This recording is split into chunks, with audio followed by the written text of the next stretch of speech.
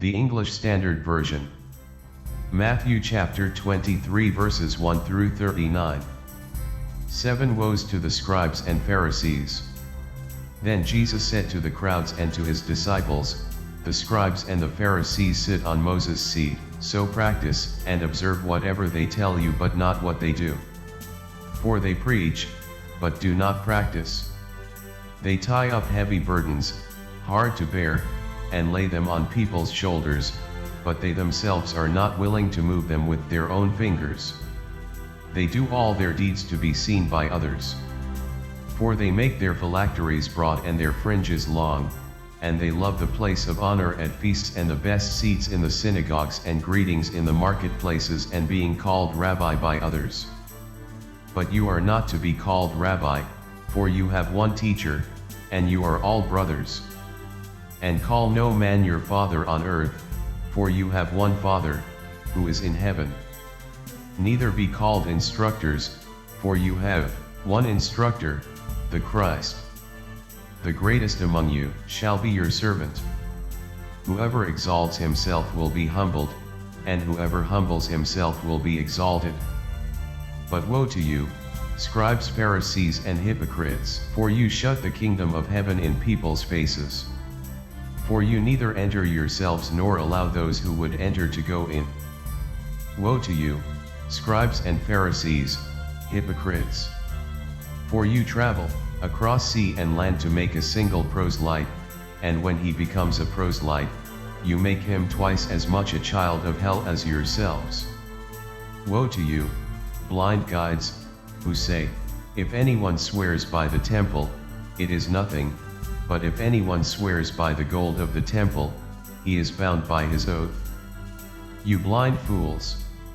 For which is greater, the gold or the temple that has made the gold sacred?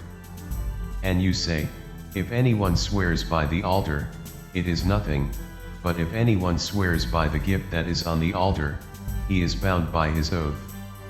You blind men! For which is greater, the gift or the altar that makes the gift sacred? So whoever swears by the altar swears by it and by everything on it. And whoever swears by the temple swears by it and by him who dwells in it. And whoever swears by heaven swears by the throne of God and by him who sits upon it. Woe to you, scribes, Pharisees, and hypocrites! For you tithe mint and dill and cumin, and have neglected the weightier matters of the law, justice and mercy, and faithfulness.